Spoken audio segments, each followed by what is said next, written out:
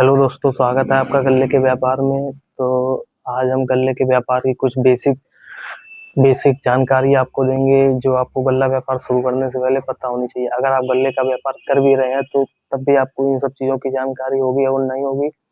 तो इस वीडियो में मैं आपको डिटेल में सारी जानकारी दूंगा। तो इसके लिए कुछ पॉइंट्स बनाए हैं जो आपको गल्ला व्यापार में शुरू कर रहे हैं, अगर करने जा रहे हैं तो कुछ मदद देगा। तो इसमें पहले नंबर पे है पूंजी, और दूसरे नंबर पे है डिसीजन, कैसे क्या डिसीजन लेते हैं, व्यवहार आपके अपने आसपास, बाजार का अनुभव आपको कैसा है, रिस्क मैनेजमेंट क्या है आपका, क्वालिटी की परख, अनाज बेचने का रास्ता, और रजिस्टर मेंटेन प्रॉफिट। इन सब चीज़ों पे बात करेंगे। अगर आप गल्ले का व्यापार शुरू कर रहे हैं तो इन सब की जानकारी आपको थोड़ी बहुत तो होनी ही चाहिए।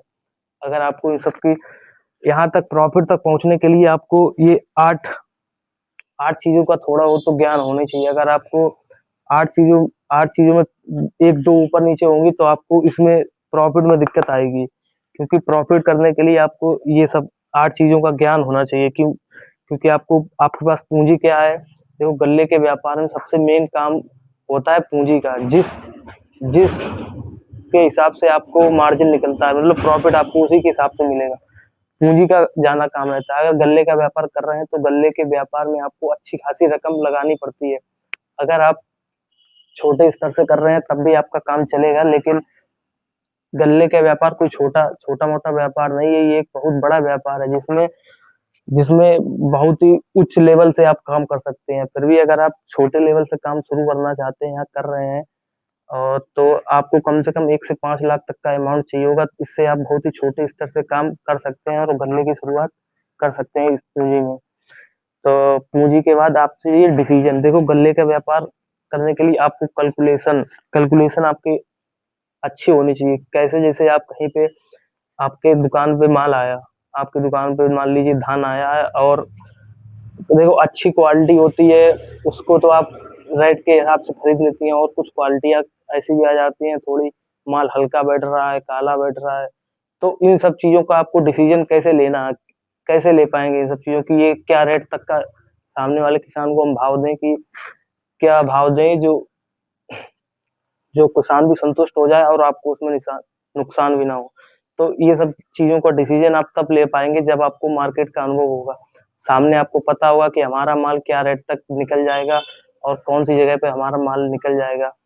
और आपको डिसीजन कैलकुलेशन, जैसे आपने कोई भी हाथ में माल लिया या धान लिया, हाथ में धान लिया, तो आपको एक आपके दिमाग में आना चाहिए कि हमने ये धान लिया है तो ये कहाँ पर क्या रेट तक निकल जाएगा। उस हिसाब के कैलकुलेशन करके इतना खर्चा निकाल के तुरंत उसे भाव दीजिए, ये भाव है हमारा। और थोड़ा उन्नीस करके अगर बनता है तो उससे सौदा बनाइए। तो डिसीजन का काम भी रहता है इसमें, क्योंकि आपको अगर डिसीजन नहीं ले पाएंगे कि यार अभी बताएंगे, अभी रुक जाओ बात कर लें, तो उसके सामने ज्यादा कुछ डिसीजन बहुत ही आपको, मतलब सोच समझ के थोड़ा वो टाइम लेके हाथ में रखे रखे थोड़ा अपना कैलकुलेशन करते रहिए। उससे एक दो बातें पूछिए, कौन क्या रेट कहाँ मांग गया, इस हिसाब से आपको डिसीजन का भी इसमें काम रहेगा। और कैलकुलेशन आपकी होगी तो आप बता देंगे इस रेट का धान है, हम आप इस रेट में हम ले लेंगे आपका ये धान। आप ये डिसीजन कब ले पाएंगे? जब आपको सामने का मार्केट पता होगा कि हमारा यहाँ पे सामने वाली जगह कहाँ पे क्या रेट तक बिक जाएगा। उस हिसाब से आपको अपना डिसीजन लेना होगा। व्यवहार, अगर हम इसमें व्यवहार की बात करें नंबर 3 पे, जैसे आप हमारा व्यवहार है गन्ने के व्यापार में, पूंजी के साथ साथ में आपका व्यवहार भी होना चाहिए। जैसे कोई भी किसान अगर आपके पहली बार आपके यहाँ माल लेके आया है या आपने उसके यहाँ से माल लिया है, तो आपका व्यवहार ऐसा होना चाहिए कि दूसरी बार आपको सौदा बेचने से पहले फोन करे या आपको बुलाए माल देखने के लिए। और आप भले उस सौदे को ना ले पाए, उसका माल ना खरीद पाए, लेकिन आपको वो अपने घर या आपकी दुकान पर माल लेके आपका आपके व्यवहार में बहुत नम्रता होनी चाहिए। किसान को डील करने के लिए आपको अपना व्यवहार अच्छा करना होगा। किसानों से ज्यादा गुस्से में बात नहीं करनी है, उसे समझाना होता है कि आपके माल में ये कमी बैठ रही है, ये कमी बैठ रही है, हमारा नुकसान पड़ेगा। ऐसे करके आप उसे समझाइए। देख, किसान भी हर चीज को समझता है, वो भी जानता है हमारा माल किस कैटेगरी का है, वो किस किस चीज में जाएगा। तो व्यवहार व्यवहार पे भी माल डिपेंड करता है कि आपको माल मिलेगा या नहीं मिलेगा। आपके पास पूंजी है, व्यवहार नहीं है, आप सबसे लड़ते झगड़ते मतलब वैसी बात करेंगे, तो किसान आपका मार्केट खराब करेगा। किसान ही आपका मार्केट बनाएगा और किसान ही आपका मार्केट खराब करेगा। तो इसलिए आपका व्यवहार भी होना जरूरी है।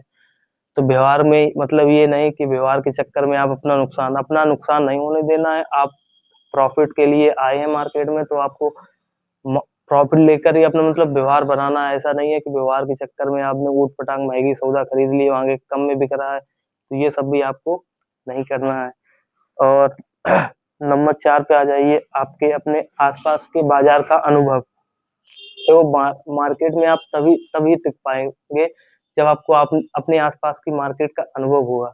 जैसे आप अगर नए बैठे हैं तो आपके आसपास या आपके आसपास की मंडियां जो होंगी, तो वहां पर भी बाजारें खुलती हैं, तो आपको उसका अनुभव कैसा होना चाहिए कि जैसे आपके आसपास के आड़तियां हैं या आपके आसपास के खरीदार हैं, तो वे क्या रेट तक माल खरीद रहे हैं। जैसे गेहूं की बात कर लीजिए, जैसे गेहूं का रेट 2500 रुपये चल रहा है, तो आपके आसपास जो आड़ती हैं वो भी 2500 ले रहे हैं, तो आपको भी 2500 में ही लेना पड़ेगा। क्यों? क्योंकि सामने वाला किसान कहेगा कि वहां पर 2500 बिक रहा है, तो हम आपको 24.5 या 25 में क्यों दे दें। तो आपको, अगर आपका 2500 में पड़ता नहीं आ रहा है कि हमारा सामने से हिसाब नहीं बन पा रहा है, तो आपको उसके लिए वो लाइनें ढूंढनी होंगी कि 2500 में खरीद के कहाँ बेचे जिसमें हमारा प्रॉफिट निकले। तो बाजार का अनुभव कैसा, जैसे आगे बाजार क्या बढ़ सकती हैं, घट सकती हैं, इन सब चीजों की डेली मार्केट का अपडेट लेना होता है कि जैसे 12 बजे के समथिंग सारी बाजारें खुल जाती हैं, क्या भाव कहाँ के रहे हैं। एक दो मंडियों में संपर्क करिए कि तेजी आया है, मद्दा है, क्या ऐसा क्या चल रहा है, ये सब चीजों की जानकारी रहेगी, तो आपको बाजार में माल खरीदने में समस्या नहीं आएगी। और नंबर 5 पे रिस्क। तो देखिए, गल्ले का व्यापार में रिस्क रिस्क रहता है। इसमें ये नहीं है गल्ले के व्यापार में आप कि इसमें आपको प्रॉफिट हो गई। ये कोई परचून की दुकान नहीं जिसमें आपने एक घड़ी का साबुन 9 में खरीदा, 10 में बेच दिया, 1 रुपए का प्रॉफिट हो गया। इसमें ऐसा कुछ नहीं है। आपने 1 किलो गेहूं 2500 में खरीदा है, तो वो 2300 में भी बिक सकता है, 2700 में भी बिक सकता है, 2600 में भी बिक सकता है, 2500 में भी बिक सकता है। तो इसमें आपको बाजार के हिसाब से ही चलना पड़ेगा।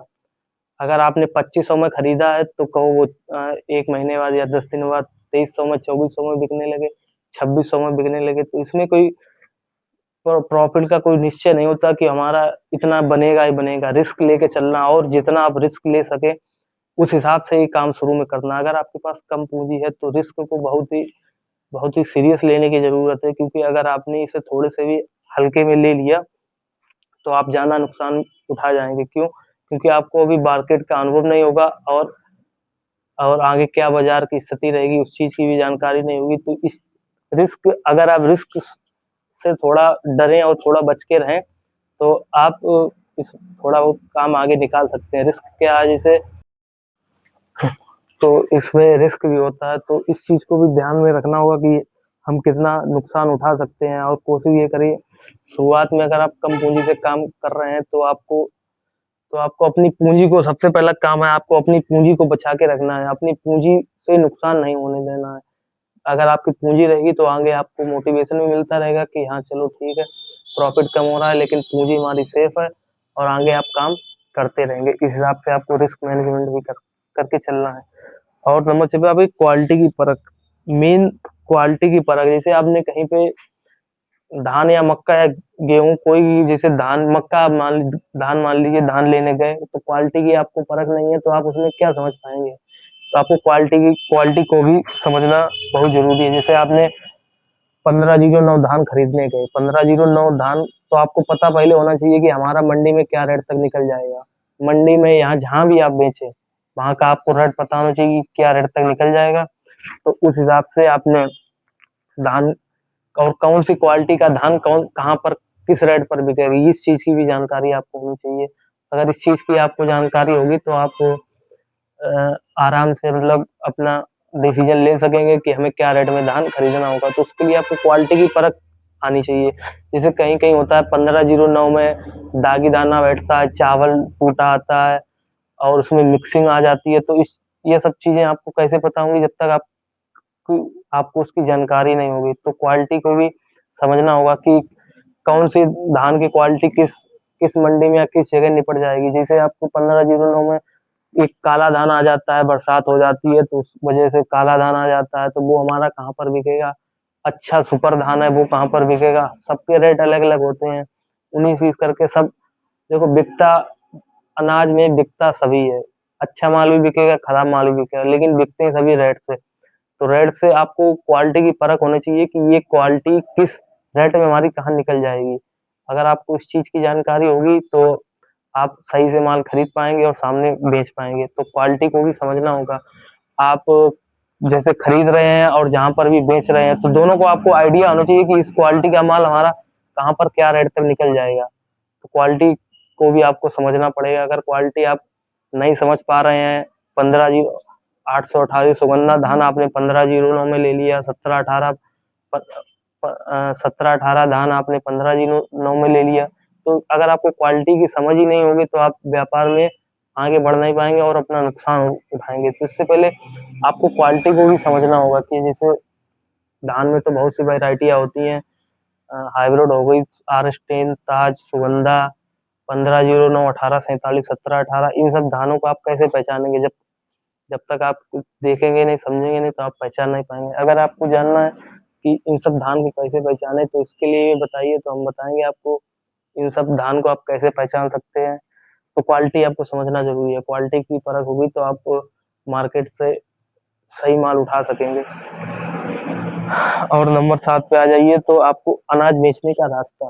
देखो, अनाज बेचने का रास्ता अगर आपके पास नहीं है तो आप माल खरीद ही नहीं पाएंगे। खरीद लेंगे, आपके पास 5 लाख रुपए है, लेकिन आपने 5 लाख का माल खरीद लिया, अगर आप उसे बेचने का आपके पास रास्ता ही नहीं है तो आप आगे माल खरीद ही नहीं पाएंगे। तो बेचने का रास्ता देखिए, माल खरीदना आसान है, आपको लगता होगा खरीदना मुश्किल है। खरीदना आसान है लेकिन बेचना बहुत मुश्किल है। क्यों? क्योंकि बेचने में हमें कौन सा माल कहाँ पर क्या रेट में निपटेगा, इस चीज की जानकारी भी होनी चाहिए। तो आज आदमी को लगता है कि जो भी नया व्यापारी की है, कैसे खरीदेंगे, क्या करेंगे। देखिए, खरीद लेंगे, आपके पास 10 लाख रुपए है, 20 लाख रुपए है, आप मार्केट में लेके बैठेंगे, 2-4 दिन लगेंगे, आपका 20 लाख का आपका माल खरीद जाएगा। लेकिन आपको वो बेचने में आपको समस्या आएगी। तो सबसे पहले माल खरीदने से पहले उसका रास्ता भी ढूंढते रहिए कि कहाँ पे क्या रेट तक हमें बेचना है ये माल। जैसे आपने धान खरीदा है, तो धान की तो बहुत सी मंडियां हैं या लोडर हैं, डायरेक्ट मिलों से काम करते हैं। तो आप किस रेंज का काम कर रहे हैं? अगर आप छोटी पूंजी से काम कर रहे हैं तो आप लोडिंग का काम बहुत मुश्किल ही कर पाएंगे, क्योंकि एक गाड़ी बनने के लिए 10 लाख मिनिमम पैसे चाहिए। अगर आप 1 से 5 लाख रुपए के बीच में काम कर रहे हैं तो आप ये मानिए कि आपका लोडिंग का काम तो नहीं हो पाएगा, आपको मंडियों से ही व्यापार करने पड़ेगा, ये या बड़े बड़े लोडर हैं उनको उनके पास माल भेजना पड़ेगा। तो ये सब चीजों आपको देखनी पड़ेगी कि हमें माल अपना बेचना भी है। इसका भी रास्ता आपको माल खरीदते रहना है, खरीदने के साथ साथ में बेचने का भी देखना है कि हमारा ये माल कहाँ पर क्या रेट तक निपट जाएगा। अगर माल बेचने का रास्ता है तो आपका जो पैसा है फ्लो में चलता रहे, आता रहेगा, माल खरीदता रहेगा, जाता रहेगा। आपको नुकसान भी देखना है, नुकसान हो रहा है कि प्रॉफिट हो रहा है, इन सब चीजों पर भी नजर रखनी है। और नंबर पे आ जाइए, रजिस्टर मेंटेन। सबसे तो इसमें बात करेंगे रजिस्टर मेंटेन की। तो देखिए, सबसे अहम काम रहता है रजिस्टर मेंटेन का। अगर आपका रजिस्टर मेंटेन रहता है तो आपको अपना नुकसान, प्रॉफिट, कहाँ पर कितना लेना देना, ये सब चीज की जानकारी रहती है। ये रजिस्टर मेंटेन, डेली का रजिस्टर मेंटेन, स्टॉक और क्या खरीदा है, क्या बेचा है, इस सब की जानकारी रजिस्टर मेंटेन में आपको करनी होगी। ये समझ लीजिए, अगर आप ये काम नहीं कर रहे हैं तो आप की रकम चली जाएगी, आपका पैसा चले जाएगा, आपको पता ही नहीं चलेगा, क्योंकि आपके पास कोई इन्फॉर्मेशन ही नहीं है कि हमारा कितना स्टॉक है, कहाँ पर कितना लेना देना है। तो इन सब चीजों की जानकारी आपको तभी होगी जब आप रजिस्टर मेंटेन करेंगे। रजिस्टर मेंटेन कैसे करना है, इस अगर आपको ये भी जानना है रजिस्टर मेंटेन कैसे करना है और डेली का रजिस्टर कैसे हिसाब किताब रखना है, तो बताइए, इस पर भी मैं आपको जानकारी दे दूंगा। और अगर बात करेंगे प्रॉफिट की, देखिए, प्रॉफिट तभी आप निकाल पाएंगे जब आप 8 चीजों को मेंटेन करके चलेंगे। इस बाजार, ये 8 पॉइंट है, अगर आप 8 पॉइंट को समझ के चलेंगे ना, तभी आप प्रॉफिट निकाल पाएंगे। इन सब चीजों पे आपको काम करना पड़ेगा शुरुआत में, कि अगर इन सब चीजों पे काम करेंगे तभी प्रॉफिट। इसमें कोई निश्चय नहीं होता कि आपको इसमें प्रॉफिट ही होना है या प्रॉफिट होगा। देखिए, अगर आप इसमें नुकसान के चांस 30%, 25-30% रहते हैं, 70% प्रॉफिट ही निकलता है ज्यादातर। और नुकसान कब होता है? जब आप गलत चलेंगे। गलत कैसे? आपको कोई गेहूँ 2500 में लेना है, 2500 में आपके दाम खड़े हो रहे हैं, 10-20 रुपए क्विंटल मिल रहा है और आप उसे 25.25 या 25.5 में ले रहे हैं। चलिए देखेंगे आगे और कंपटीशन पे ले रहे हैं कि यार सामने वाले व्यापारी ने इतना मांग दिया तो हम भी इतना चढ़ा के ले रहे हैं। शुरुआत में देखिए आपको ऐसे काम करिए कि चलिए मार्केट से 10-5 रुपए आपको ऊपर भी लेना पड़े तो लीजिए, लेकिन आपका पैसा नहीं माइनस नहीं होना चाहिए। आपको हिसाब से काम कर, अगर आप माइनस में होंगे तो आपकी जो रकम लगाई है आपने, जो भी पूंजी लगाई है वो घटेगी, तो इससे आपको नुकसान बैठेगा और आप धीरे धीरे आपकी पूंजी खत्म हो जाएगी। देखिए प्रॉफिट इसमें आप मान लीजिए, इसमें आपका प्रॉफिट कोई फिक्स नहीं होता कि हमें इतना प्रॉफिट मिलेगा, सब बाजारों पर डिपेंड करता है। आप जैसे आप इस सीजन आप धान का ही बात कर लीजिए, देखिए जिसने धान का स्टॉक किया उसका अच्छा प्रॉफिट इस बार निकला है। कैसे जैसे ताज ताज जो है व्यापारियों ने 1900-2000 में खरीद के स्टॉक किया था, आज उसका रेट है 2500-2600 रुपए। तो और जो पिछली बार क्या हुआ था, पिछली साल जो स्टॉक किया था उसके बाद ताज 100-200 रुपए मद्दा हो गया, उसके पिछली साल भी मद्दा हुआ था। तो ये सब चीजें भाव पे डिपेंड करता है कि आप और इतनी पूंजी में तो आप शुरुआत में चालानी का ही काम कर सकते हैं, तो उसमें प्रॉफिट का कोई वो नहीं होता कि आप कितना प्रॉफिट निकालेंगे। जैसे आपने 5 लाख रुपए इन्वेस्ट किए, 5 लाख रुपए इन्वेस्ट किए तो आप 5 लाख से कितना काम कर लेंगे, जितना काम कर सकते हैं उतना काम करिए। और 5 लाख में आप प्रॉफिट की बात करें तो आप किस रेट से माल खरीद रहे हैं, किस रेट पर माल बेच रहे हैं, प्रॉफिट तो उस पर ही डिपेंड करता है।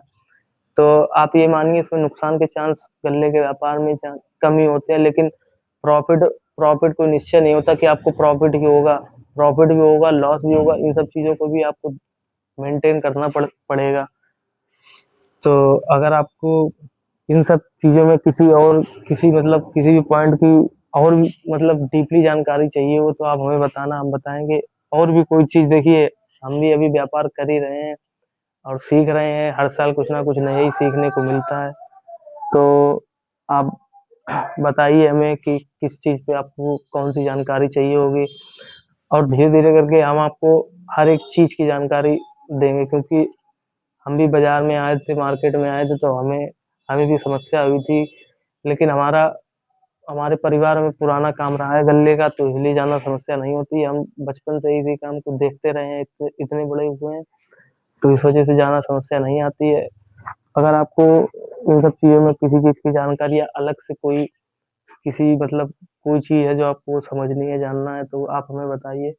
हम अपने जैसे लड़कों के लिए ये वीडियो बनाते हैं जो देखेंगे और अपना काम आगे बढ़ाएंगे, और उनके साथ जो भी हम हमारे समझाने या उससे होगा वो बताएंगे, और जो भी हम बताएंगे वो बिल्कुल प्रैक्टिकल है हमारा। जो इन सब जितना हमने आपको बताया है, इसमें कहीं से कोई बाहर का नहीं है कि हमने कोई कहीं से पढ़ के या कहीं से सुन के आपको बता दिए। ये सब मेरा करा हुआ है, इसमें से तो बहुत सी जानकारी ऐसी है जो हमको इतने में बता भी नहीं पाए, क्योंकि वीडियो लंबा होगा तो आज लोग देखे भी नहीं कि यहाँ पे क्या क्या बता दिया, क्या नहीं बताया। तो ये तो सब उन लड़कों के लिए है जो वाकई में काम करना चाहते हैं, तो वो तो सारी चीजें जानेंगे ही। चलिए ठीक है, अगर आप कोई चीज गलती लगी हो तो उसे बताना, क्या बताएं क्या नहीं। तो चलिए ठीक है, धन्यवाद।